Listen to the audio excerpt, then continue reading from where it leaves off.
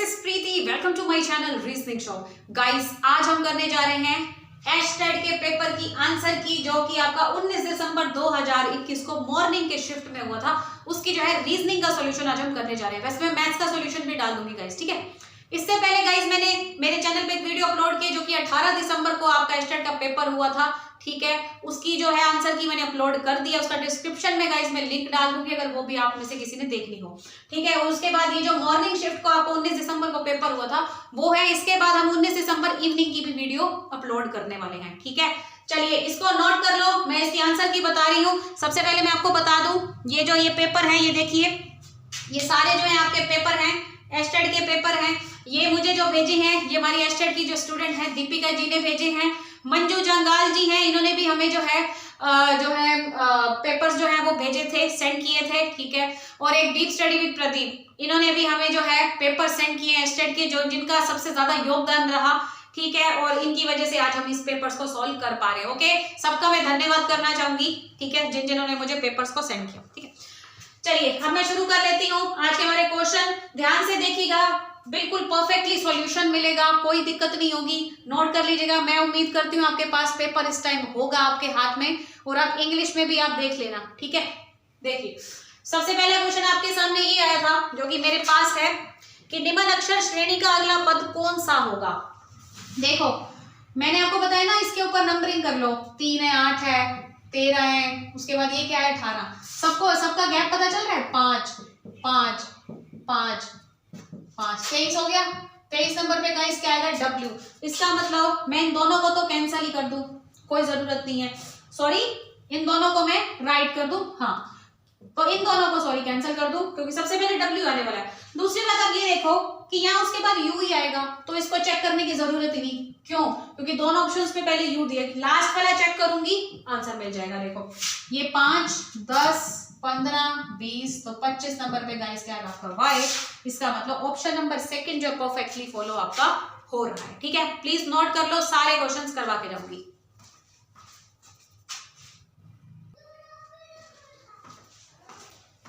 हाँ जी गाइस, अब हम आ चुके हैं हमारे नेक्स्ट क्वेश्चन की तरफ। देखिए 5 व्यक्तियों A B C D और E में A B से छोटा है। ध्यान से देखना, जो A है ना वो B से छोटा है, ये चीज फॉलो हो रही है, लेकिन E से लंबा है। मतलब A जो है ना वो B से तो छोटा है, लेकिन E से क्या है, E से लंबा है, मतलब E इसके नीचे आएगा। उसके बाद क्या है, C सबसे लंबा है। भाई C सबसे लंबा है, ऑफ कोर्स सी बात है। अगर मैं इस तरीके से बनाऊं कि ये C है, 1 2 3 4 व्यक्ति इसके नीचे रखूं, ये भी तो हो सकता है, ठीक है। अब देखो C जो है ना सबसे लंबा है, D B से छोटा है। अब देखो D B से छोटा है, कहीं पे भी आ सकता है, लेकिन A से लंबा है, इसका मतलब D का प्लेस यहाँ पे आएगा। B से छोटा हो गया और A से लंबा हो गया। अब 4 प्लेस है, यहाँ पे फिक्स कर लो, ये B आ गया, ये D आ गया, ये A आ गया और ये E आ गया। अब इस तरीके से आप प्लेस फिक्स कर सकते हो। पूछा गया इनमें से सबसे छोटा कौन है, तो इसका आंसर जो है आप E जो है परफेक्टली दे सकते हो। कुछ भी समझ में ना आए, वीडियो को बैक करके देख लीजिएगा, बिल्कुल अच्छे से समझ में आ जाएगा। प्लीज नोट कर लो।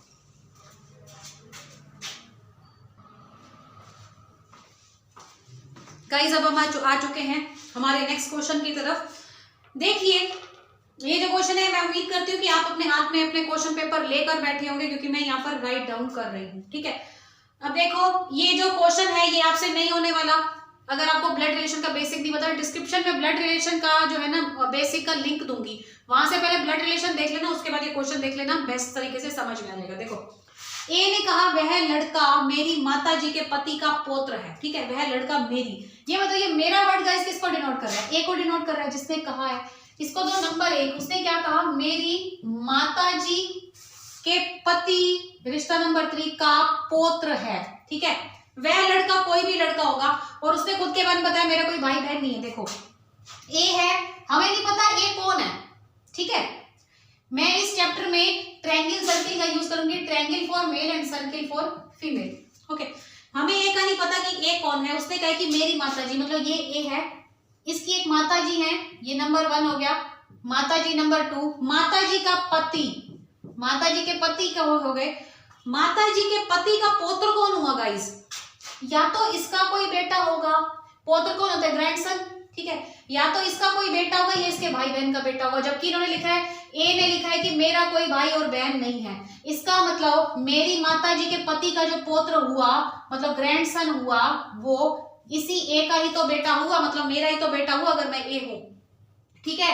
और वो कौन है, वो लड़का है जिसकी तरफ वो इशारा कर रहा है। अब इसने क्या पूछा है, वह लड़का ए से किस तरीके से संबंधित है।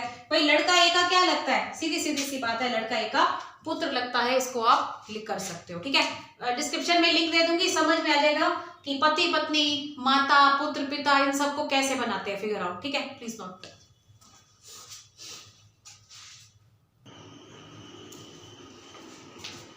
हाँ जी गाइस, अब हम आ चुके हमारे नेक्स्ट क्वेश्चन की तरफ। देखिए जी नंबर 7 है, जे नंबर 10 है। इजोटी कैसे होता है, इनकी नंबर प्लेस वैल्यू कैसे देखते हैं, उसकी डिस्क्रिप्शन में लिंक डाल दूंगी, किस तरीके से इजोटी का काम चलता है, ठीक है। 13 की इनकी प्लेस वैल्यू कैसे देखी जाती है, कैसे लर्न होती है, हाउ टू लर्न। देखो ये 3 का गैप आ रहा है, सब कुछ सही जा रहा है, आपने बताने में से गलत संख्या कौन सी है। अब गाइस हम आ जाते हैं नंबर पे, जैसा कि ये 4 है, 4 से 9, 9 से 20, समझ में आ रहा है, कुछ प्लस माइनस हो रहा है। जैसा कि 4 दूनी 8 जमा 1 9 हो रहा है, 9 से 20, 9 दूनी 18 जमा 2 20 हो रहा है। उसी तरीके से 20 है, गुना में 2 होगा, जमा में 3 होगा, तो यहाँ पे 43 आना चाहिए, जबकि गाइस कितना आ रहा है यहाँ पे 41। ऑफ कोर्स सी बात है, जो मेरा आंसर होगा P49N, that's my answer, please note.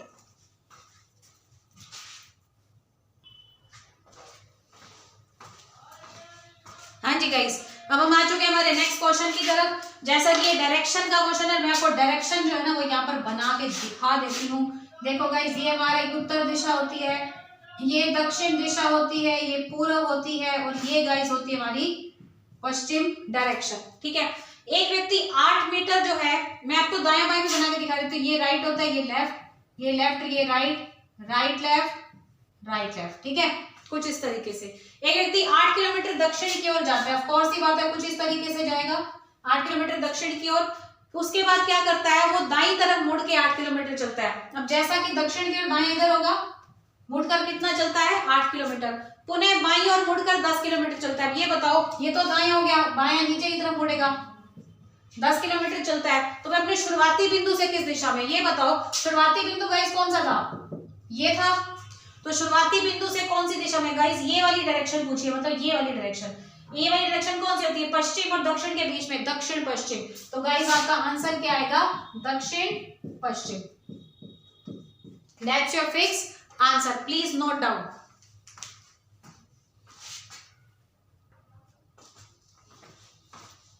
हाँ जी गाइस, अब हम आ चुके हैं हमारे नेक्स्ट क्वेश्चन की तरफ। W का मींस गाइस 23 है, स्ट्रॉन्ग का मतलब 93। देखो W का मींस 23, जैसा कि मैंने कहा कि इजोटी में आपको पता चल जाएगा किसी भी लेटर की प्लेस वैल्यू, तो ये 23 नंबर पे होता है। स्ट्रॉन्ग का कोड आप निकाल सकते हो, जैसा कि नंबर 19 है, ये 20, 18, 15, 14, 7। अब आप ये सबको ऐड कर लो, ये देखो 19 है, 20 है, 18, 15, 14, 7। इसको आप ऐड करके देख सकते हो। ये देखो 5 और 4 9 गए, 9 और 9 18, 18 और 8 26, 26 और 7 33, 3 हो गया हासिल, 3 2 और 1 3, 4 5 6 और 3 9, ठीक है, 93 हो गया। अब वीक की देखो, ये 23 है, ये 5 है, 1 है और 11 है। भाई 23 और 11 कितने हो गए आपके, 34 हो गए, उसमें मैंने 6 जोड़ दिया, आंसर आपका आ गया 40। 40 is your final answer, please note.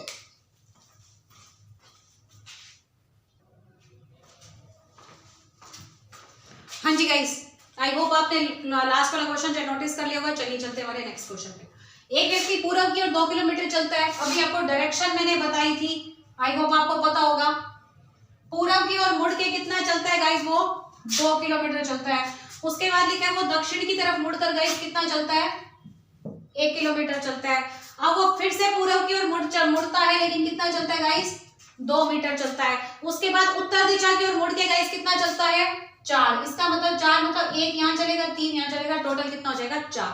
अब वो प्रारंभिक बिंदु से कितनी दूरी पे है, ये बताओ। उसकी प्रारंभिक बिंदु कौन सी थी, ये थी। अब वो यहाँ पर खड़ा है, तो आपको ये चीज बतानी है। अब जैसा कि आपको समझ में आ रहा होगा कि h² = p² + b², ठीक है। एच स्क्वायर कर्ण की वैल्यू निकालनी है, लंब और आधार आपको पता है, जैसा कि ये कितना है, यहाँ तक 3 है, परपेंडिकुलर ले लिया 3 स्क्वायर, बेस कितना हो गया देखो 2 यहाँ से, दिस इक्वल टू दिस 2 यहाँ से, कितना हो गया 4, 4 स्क्वायर, फिर ये हो गया 9, ये हो गया 16, ये हो गया 25,